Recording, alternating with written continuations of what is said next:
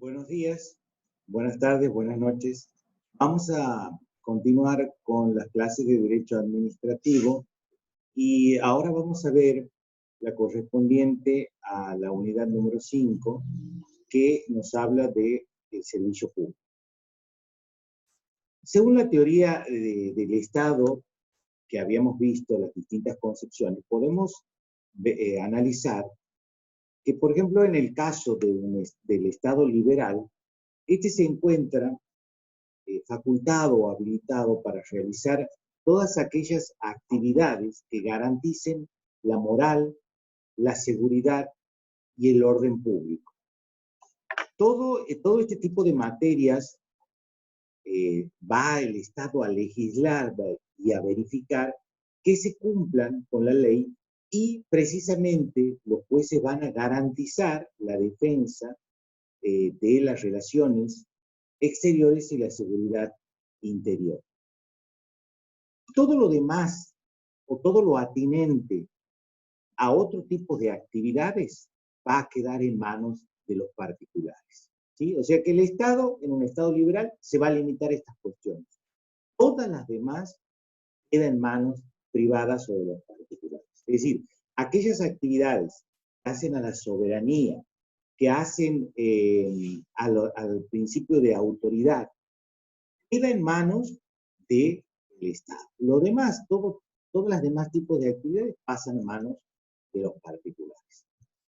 En nuestro país, a mediados del siglo pasado, vemos que el Estado empezó a hacerse cargo de ciertas actividades que en un principio correspondían a las actividades privadas, y es lo que se produjo la estatización, por ejemplo, de los servicios públicos, tales como ferrocarriles, como el alumbrado público, la distribución del agua, que, digamos, no involucraban a la soberanía.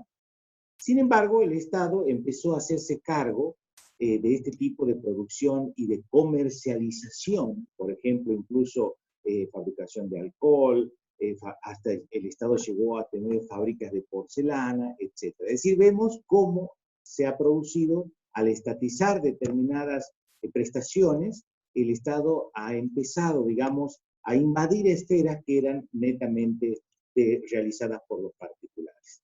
Es así, digamos, que el Estado, en un principio, que en un Estado liberal, que estaba limitado a la realización de determinadas actividades, vemos cómo en otros periodos de la historia el Estado va avanzando en las actividades que eran propias de los particulares, todo lo relacionado al comercio, a la actividad industrial, que no afectaban y que no hacen, digamos, a una cuestión de la seguridad ni de la soberanía nacional.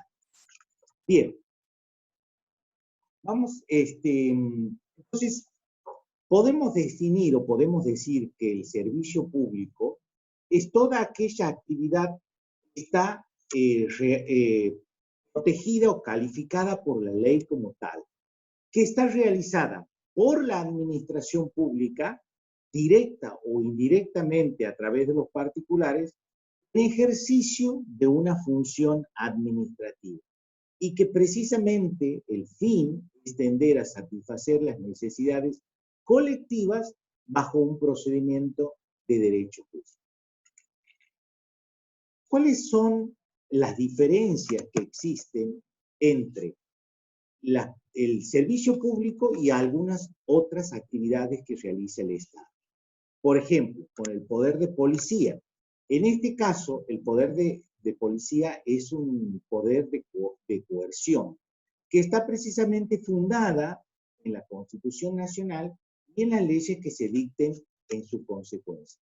Se permite, a través del poder de policía, restringir algún tipo de libertades y derechos a los habitantes cuando éstas sean necesarias para preservar el orden, la seguridad, la moralidad pública. Mientras que el servicio público es una actividad que no está, digamos, condicionada a la actividad de los particulares, sino es propia de una actividad de los particulares que se va a constituir asumiéndola como propia. Tenemos también así otra diferencia, por ejemplo, con las asociaciones privadas y el servicio público. Vemos que la asociación privada tiene como fin primordial satisfacer el interés de sus socios o de sus asociados. Por ejemplo, un club de fútbol eh, o un club deportivo, cualquiera, tiende a beneficiar únicamente a los miembros de su comunidad, de su digamos, socios, miembros que integran esa persona jurídica. Mientras que, esa asociación, mientras que el servicio público, su finalidad es satisfacer el interés general, el interés de todos. Hay determinadas actividades que realizan los particulares que tienen un interés general. Este tipo de actividades es lo que se llama servicio público impropio. Estos servicios públicos impropios son aquellos que por su trascendencia en el ámbito social o económico, el Estado regula con mayor intensidad que a la generalización de otros derechos.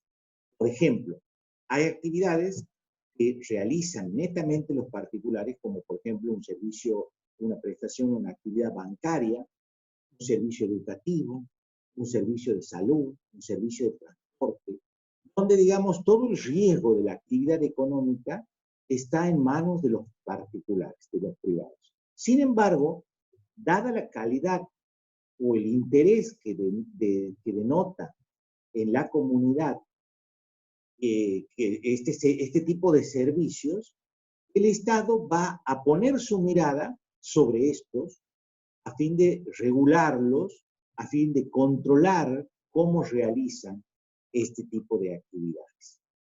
Lógicamente, el Estado no asume la titularidad, todo queda en manos del particular, pero digamos que tiene una mirada especial el Estado sobre este tipo de actividades. Por ejemplo, una actividad bancaria, por ejemplo, el servicio de remises o de taxis, donde tenemos que este tipo de actividad está toda la prestación a cargo de los particulares. Pero como es, digamos, de interés general, de interés de la comunidad, entonces el Estado tiene una cierta regulación sobre ellos. Por ejemplo, va a controlar que los autos tengan el seguro correspondiente, va a, va a habilitar esta prestación de servicios, determinando ciertos requisitos para la misma, por ejemplo, determinados modelos de vehículo, que quien conduzca tenga una habilitación especial, que sea, digamos, un carnet de conductor profesional, etcétera, etcétera. O el servicio, por ejemplo, de la escolaridad primaria, puede estar en manos de los particulares, o el servicio de salud, por ejemplo, de los sanatorios, etcétera. Es decir, que, o la misma, por ejemplo, farmacias. La farmacia es un negocio que está en manos de los particulares, pero dada la prestación o la importancia que tiene esta prestación de servicios, el Estado tiene una mirada especial sobre ellos. Y así, por ejemplo, va a exigir, por ejemplo, que quien esté a cargo de la farmacia sea un farmacéutico, un profesional especializado en ello, etc. Es decir, que va a requerir o va a dotar a este tipo de actividades de determinadas circunstancias o determinados requisitos para el funcionamiento. ¿Qué se necesita o qué es necesario para que haya un servicio público? Para que haya un servicio público es necesario que haya una prestación concreta y útil y necesaria a los particulares. En segundo lugar, que haya una ley de creación del servicio público, es decir, que una ley debe calificar a una determinada actividad como servicio público para que el mismo sea considerado como tal. Lógicamente que además esa misma ley de creación va a disponer la organización y la manera de funcionamiento del también que la prestación sea, o que la responsabilidad, mejor dicho, de la prestación sea asumida por la administración pública. En este caso es una actividad de tipo reglada, por lo tanto va a ser sometida al régimen de derecho público. Lógicamente luego veremos aquellas actividades que van a ser regidas por el derecho privado. Otra de las características que tenemos del servicio público es que tienden a satisfacer una necesidad de interés colectivo. Lógicamente, por ser este tipo de actividad una, primordial para los habitantes. Vamos a ver ahora cuáles son las características de los servicios públicos. El servicio público tiene, digamos, o participa de todas las características de la actividad administrativa, porque forma parte de eso. Pero esencialmente tiene este tipo de actividad una determinada o una característica especial que va a regular o que se la va, digamos, se va a analizar qué tipo de servicio es el que presta y la calidad del mismo de servicio. Uno de ellos es la continuidad. La continuidad del servicio significa que debe prestarse toda vez que surja la necesidad, que la necesidad se haga presente en ese momento y se va, y que no va a finalizar hasta que la misma necesidad cese.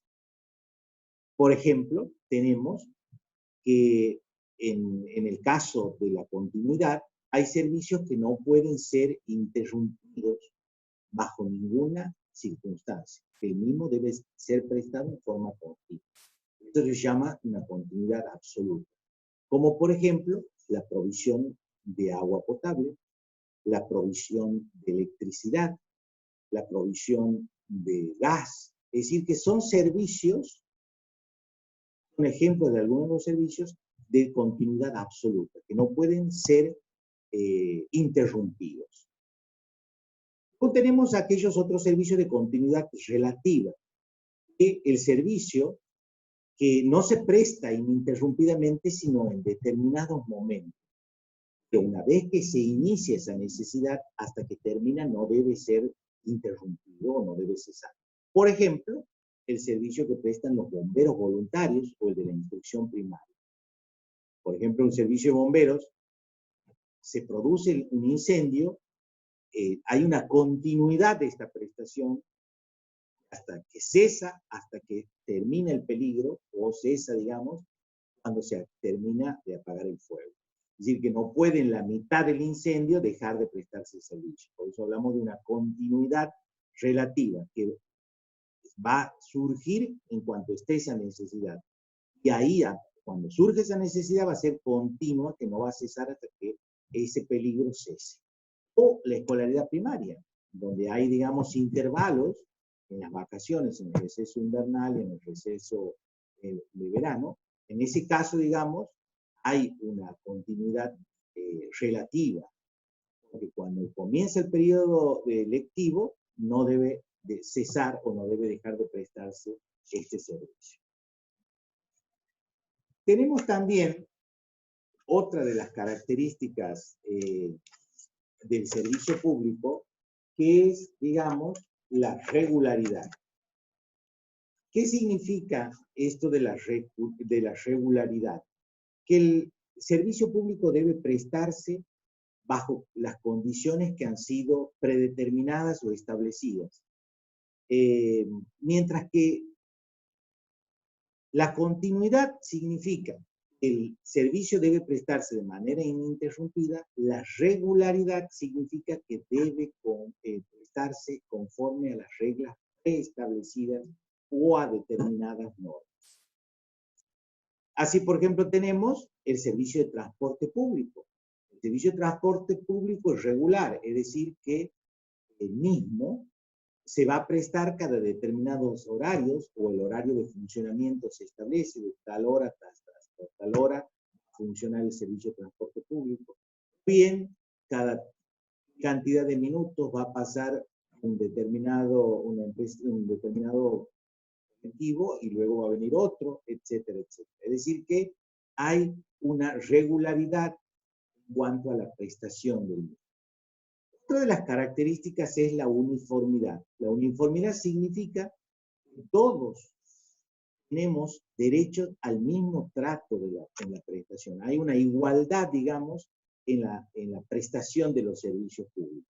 Es la facultad de exigir y de recibir el servicio público por parte de los usuarios en las mismas condiciones, con la misma calidad, sin ningún tipo de discriminación y de privilegios. Esto deriva del artículo 16 de la Constitución Nacional, de que habla de que todos los habitantes son iguales ante la ley. Bien, lógicamente, esta igualdad se refiere a la igualdad en igualdad de circunstancias o en igualdad de condiciones. Puede ocurrir, por ejemplo, que lo que se llama, digamos, la categorización en la prestación de los servicios. Supongamos, el servicio de energía eléctrica puede, digamos, puede variar en los usuarios de acuerdo a las categorías en las cuales está inmerso ese, digamos, usuario. Así, por ejemplo, si el uso de energía es comercial, seguramente la tarifa hay una diferencia con respecto al domicilio particular. Es decir, por eso hablamos de una igualdad, depende de las circunstancias en las que se presta el servicio. Entonces, a todos los que tienen una actividad comercial, va a ser la misma tarifa. A todos los que tienen, o para un uso particular, va a ser la misma tarifa. Es decir, estamos hablando en igualdad de condiciones, en igualdad de circunstancias. Pero puede haber una variación en este tipo de tarifas. Esto, digamos, no es violatorio al principio de igualdad, siempre y cuando cada categoría mantenga un trato igualitario para los mismos a la cual la categoría pertenece a cada uno. Luego tenemos otra característica que es la generalidad. ¿Qué significa? Que el servicio público puede ser exigido y usado por todos los habitantes sin exclusión alguna. Se trata, digamos, esto es lógico porque se trata de un servicio de interés comunitario. Tenemos también otra de las características que es la obligatoriedad. En este caso, la obligatoriedad de la prestación pues, se corresponde con el derecho subjetivo del usuario de exigirla. Es decir, que el usuario está, en principio, no está obligado a usar el servicio. Por ejemplo, si una persona tiene su casa, se provee de su casa con el sistema de energía solar, supongamos, que se avance, digamos, en este tipo de vía para proveer energía, y decida no contratar el servicio de empresa de energía eléctrica.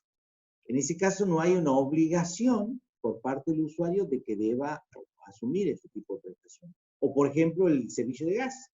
Muchas veces hay actualmente muchos edificios que la forma, digamos, de utilizar es reemplazada por la energía eléctrica. Hay cocinas eléctricas, hay teléfonos eléctricos, hornos eléctricos, etc. Entonces, en vez de usar gas, usan el tema de la energía o se proveen con energía. Entonces, no hay, digamos, obligación por parte del usuario de que se le provea el servicio de gas. Pero hay otro tipo de prestación en que la obligatoriedad no solo recae sobre el prestador, sino también en el caso del usuario, donde es obligatorio su uso, ¿sí? Por razones de salud, de seguridad o de salubridad pública. Por ejemplo, el servicio de educación primaria, que es obligatorio para todos los niños, es obligatorio de que deban educarlos concurrir a las escuelas. O, por ejemplo, la provisión de agua potable. El usuario, digamos, tiene obligación de consumir, no solo que se le provea, sino de usar el agua potable. O, por ejemplo, el servicio referido a la salud pública, por ejemplo, la vacunación.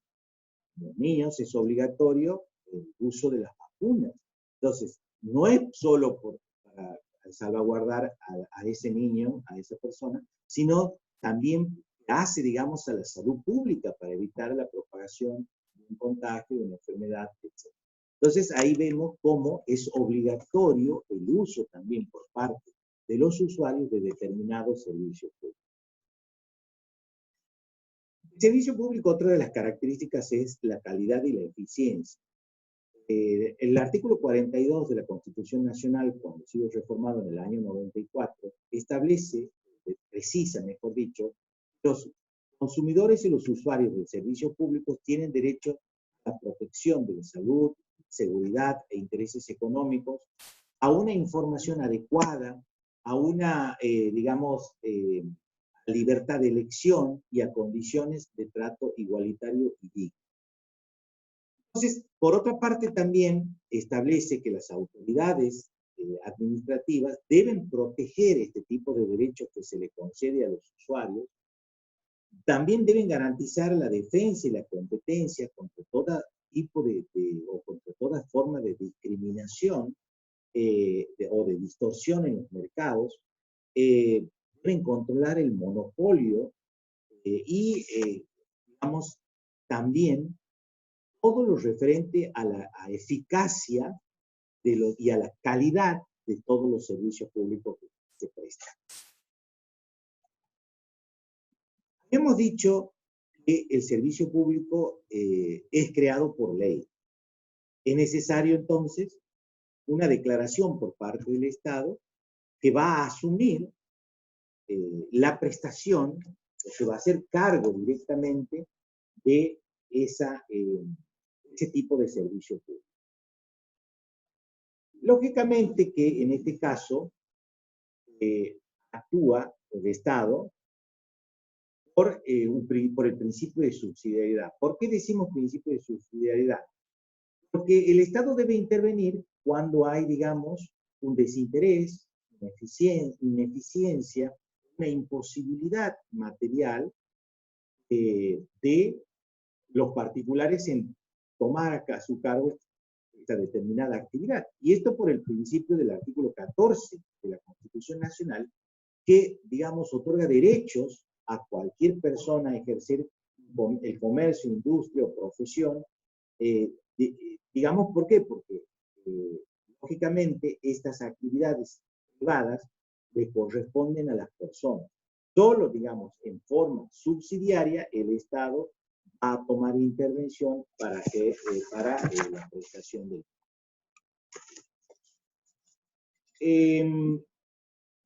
habíamos dicho que la creación surge de una ley. Y también la ley, cuando declara el servicio público en determinada actividad, va a proveer los fondos y la manera en que se va a organizar y que se va a prestar ese servicio público. Cuando la prestación del servicio público puede quedar, digamos, habíamos dicho, en manos del Estado, o también puede darse a los particulares para que presten ese tipo de actividad. La forma en la que se otorga a los particulares es mediante la concesión, lo que supone la transferencia de las potestades que son inherentes al servicio público. El Estado le transfiere a los particulares estas potestades, a los concesionarios, de manera que puedan ellos tener estas prerrogativas para cumplir de una mejor manera o forma más acabada la prestación del servicio.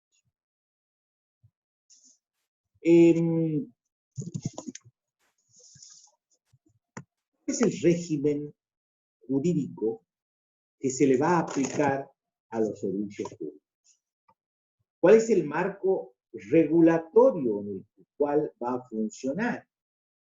¿Se va a organizar? ¿Cuál es el régimen sancionatorio? ¿Cuál es la manera de fiscalizar estos servicios públicos? En este caso, vamos a ver, depende quién sea el prestador del mismo. Y así tenemos que la relación contractual que se entabla entre los usuarios o clientes y las empresas prestadoras de servicio público, en este caso tenemos que la aplicación del régimen jurídico va a ser el del derecho privado. Es decir, que la relación que existe entre la empresa privatizada o la empresa concesionaria del servicio público con los usuarios o clientes, supongamos la provisión de energía eléctrica, la provisión del gas, que actualmente están en manos de empresas particulares. La relación contractual entre estas empresas y los privados, el régimen aplicable, y los usuarios, el régimen aplicable es el derecho público. Tenemos también que el régimen jurídico que se va a regir entre el Estado y el que presta el servicio público, supongamos, en este caso, el Estado con el concesionario, ¿sí? Este va a ser el régimen de derecho público. ¿Sí? Y los dependientes, los empleados, los dependientes, las personas dependientes del servicio público que está en manos del Estado, el régimen va a ser del derecho público. Los dependientes de las empresas o los concesionarios que prestan el servicio público, la relación va a ser aplicable el derecho en la ley de contrato de trabajo. Bien, el régimen jurídico público del servicio público se caracteriza por, en principio, hay una restricción del derecho de huelga, ¿sí? Y esto es lógico porque hay, digamos, prestaciones que es importante que continúen su prestación y que no sean interrumpidas de ninguna manera. ¿Qué pasaría si el servicio de salud pública, por ejemplo, en los hospitales, se paralizaría? Y habría una necesidad o una urgencia donde, lógicamente, correría riesgo la salud de la población y la vida. Entonces, por eso decimos que hay una restricción en este derecho constitucional de huelga. Se aplica bajo determinadas circunstancias y bajo determinadas modalidades. Por ejemplo, de tal manera que no se vea resentido el servicio, en vez de siempre hay guardias permanentes o rotativas, de tal manera que no haya, digamos, una suspensión total. También pueden, digamos, los prestadores del servicio público requerir el auxilio de la fuerza pública para que el servicio público no se vea interrumpido. En el derecho de que se apliquen medidas de restricción al dominio, por ejemplo, una servidumbre o una expropiación para una mejor prestación del servicio público. Es decir, los concesionarios tienen esa posibilidad de solicitar la expropiación de un determinado bien inmueble para agrandar o mejorar su calidad en la prestación. También, por ejemplo, hay un régimen especial de pago en la prestación del servicio público, las tarifas, a través de las tarifas, las tasas, los precios, lógicamente sujetas a la autorización o a la aprobación administrativa. Se tiende a evitar la monopolización del servicio, también, digamos, va a controlar cómo se va a prestar a través de los órganos especiales, cómo se presta este servicio público, a través del control o de la fiscalización, cuando, lógicamente, el servicio está en manos de los particulares. También hay una competencia en el caso, digamos, especial ante los casos de controversia que puedan suscitarse entre el prestador del servicio público y el Estado. En este caso, digamos, va a entender la jurisdicción especial contencioso administrativa. Bien.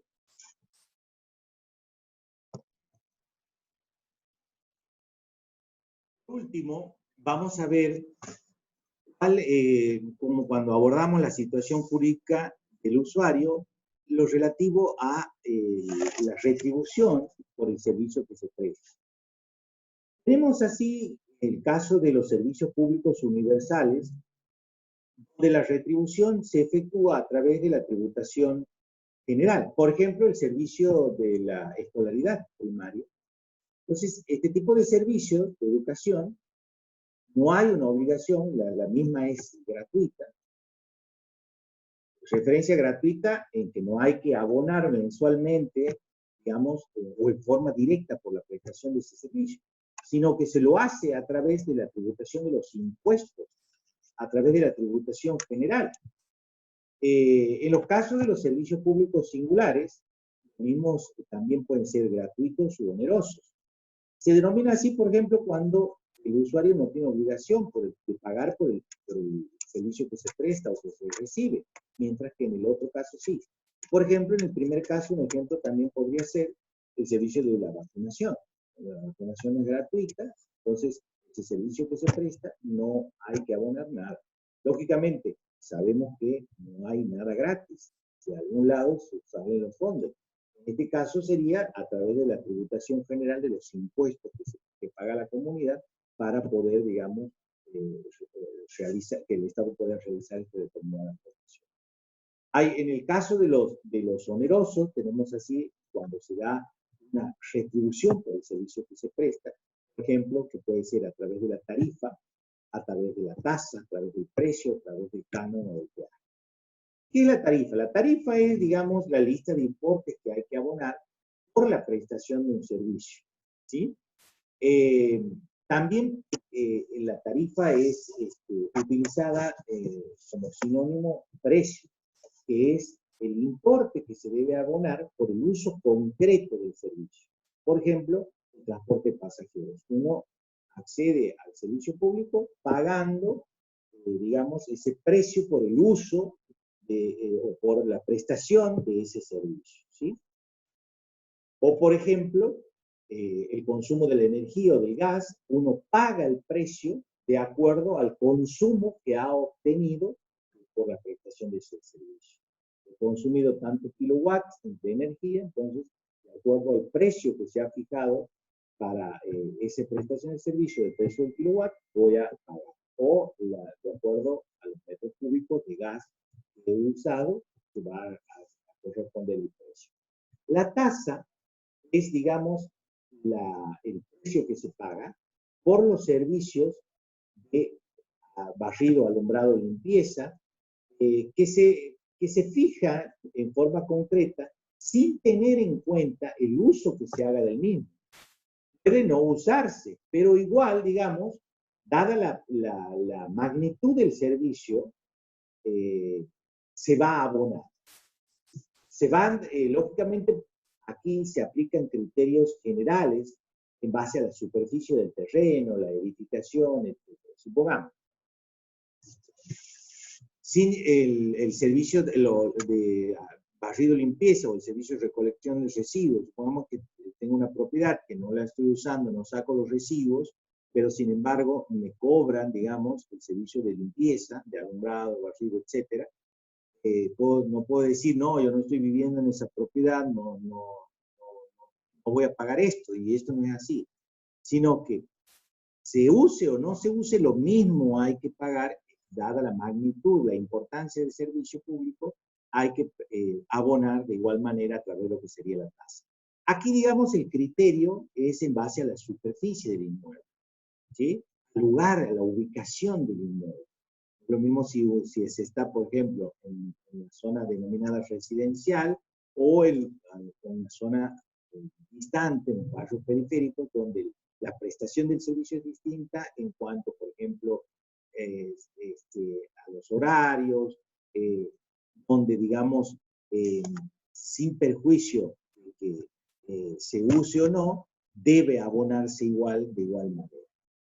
Y se tiene en cuenta la ubicación, como les decía, del inmueble, la medida, la superficie. Entonces, se va a pagar en base, o se toma en cuenta en base a las fórmulas, el tipo de edificación, etcétera, etcétera.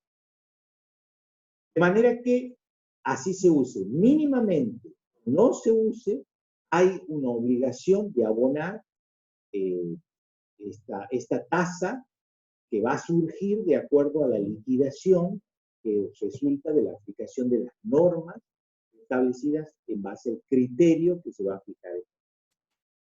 El precio es la retribución que se paga, esa es la diferencia, teniendo en cuenta su uso o no. Y se va a medir teniendo en cuenta el aprovechamiento de ese uso. Y es lo que les decía, por ejemplo, con el servicio de transporte de pasajeros. Voy a pagar si uso el servicio de transporte, si no uso, no lo voy a pagar. El uso de la energía eléctrica, voy a pagar si uso la prestación de este servicio. Si todo el día tengo las luces apagadas y la cuenta va a ser menor o no, Entonces, lógicamente, va a fijarse en base al uso que estoy haciendo de esa prestación de servicio público. El canon es la retribución que se paga por el uso de un bien de dominio público. Por ejemplo, el servicio que puedo usar de los canales de riego, que es un bien de dominio público que, en este caso, el uso que hago se paga a través de lo que se llama el canon. Bien, las tarifas, régimen o de lo, vamos a decir, el principio que rige la determinación de las tarifas es que estas deben ser justas y razonables. Es decir, se busca el equilibrio entre las partes, de tal manera que al prestador del servicio público la ecuación económica financiera del contrato de concesión no se vea perjudicada. Y a su vez, los derechos del usuario de que no se fijen un tipo de tarifa que puedan, lógicamente, alterar la situación económica incluso del usuario. Lógicamente, en este caso, la fijación de la tarifa puede fijar limitaciones o restricciones tanto para los concesionarios como los usuarios. Y si hay algún tipo de alteración o de perjuicio, pueden ser impugnadas por las vías pertinentes. Bien, con esto vamos a dar por finalizada la unidad número 5. Gracias.